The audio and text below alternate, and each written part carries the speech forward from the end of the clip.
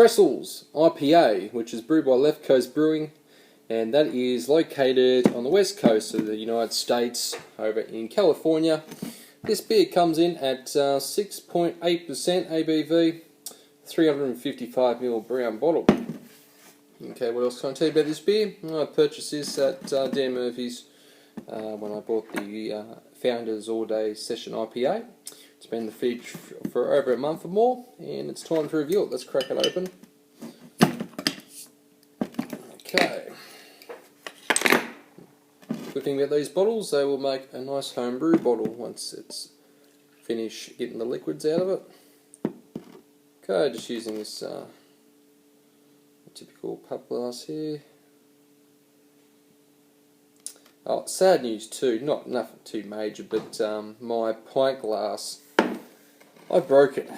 I dropped it. My trusty old pint, which I've done many a beer review on this channel, and I was actually talking about it on my review done of Swillengrog for the Darling Pale Ale, the new Tilly's beer. I was talking about how it's trusty, hasn't broken yet, and yeah, that a couple of days later it broke, and actually my wife said to me, she was actually listening when I done that beer review, and she said, you jinxed it.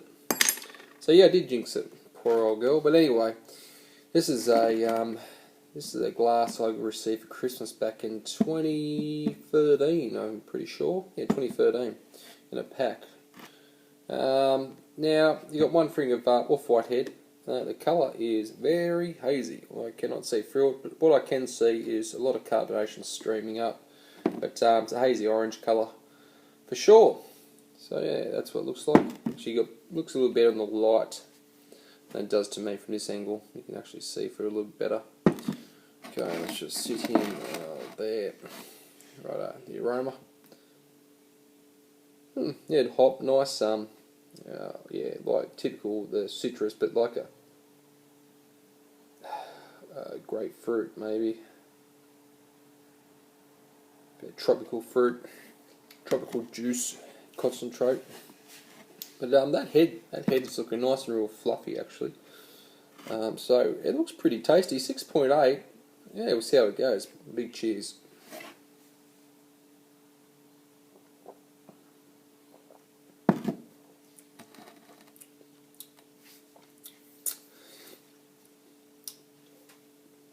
I've been saying this a lot lately, but it reminds me of these beers remind me of the Sierra Nevada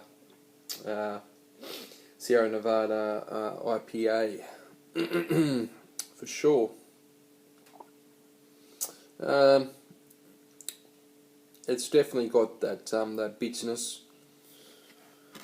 Let me just go again here.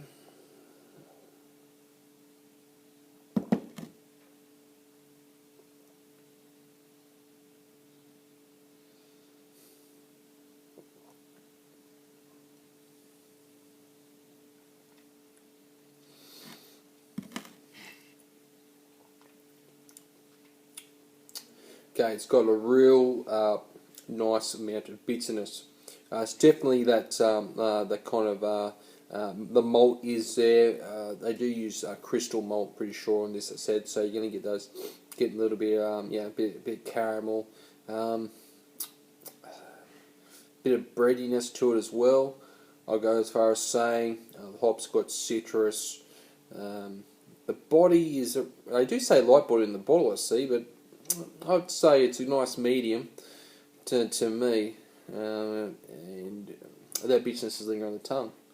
But the flavour is, it's probably the body. The body's a step back from the Sierra Nevada IPA, which makes it maybe a little bit more drinkable, not as cloying. Let's go again.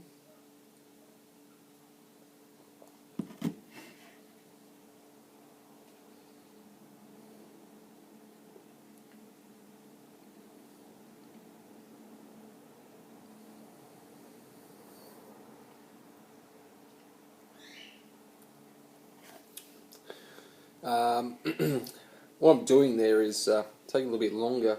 Watching a video the other day, the gentleman who runs the Beersmith channel on YouTube done an interview with Randy Mosher. If anyone who does home brewing knows who Randy Mosher is, but he's like a He's a very smart guy when it comes to brewing, and he's actually talking about tasting a beer.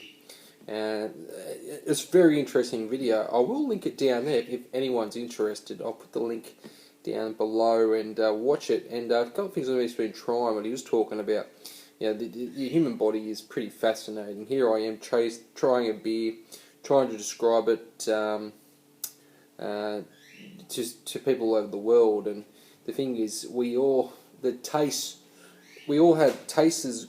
built into our memory bank. We go, oh, that tastes like citrus, but we're all got kind of, we draw out, I suppose we get a taste off our experiences, anyway. Growing up, certain foods bring back memories, I mean, you hear a lot of people talk about smoke beers, about, that reminds me of bacon and all that, the hickory, smoked bacon, but especially if you didn't have bacon, you wouldn't have that to draw on, so, it's a really good video, so watch that. This beer, hoppy, not as in your face as Torpedo IPA, something like that, just for an example, which is widely available. It's pretty drinkable. The bitterness is still lingering on my tongue. You know, you drink an IPA. I'd say probably you can have 2 of these quite easily, 2 or 3. That'd be about pushing it, just due to the ABV. But it's laced in this glass. To me, it's got a pretty nice medium body. There's nothing. It's not the greatest, but it's very solid. If you're a hophead, you'll like it. It's just, I wouldn't mind just letting that warm up a little bit, actually. Hands around it here. This is another thing that Randy Mosher talks about in the video, about warming up your beer a little bit, just to get some different flavours. Yeah, so it's, I recommend watching it. I don't normally like swirling, but he talks about swirling.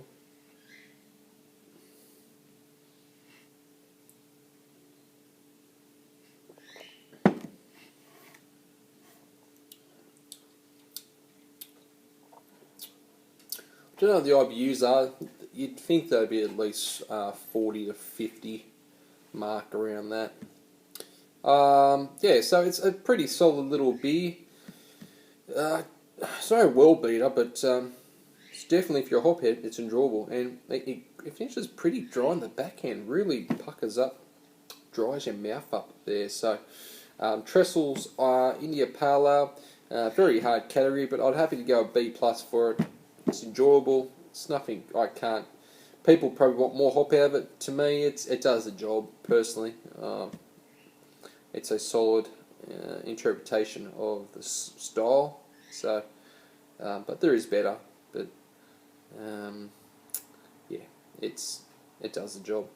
Okay, so thanks for watching the episode of Jez Reviews. B+ for the Trestles IPA from Left Coast Brewing, wasn't it?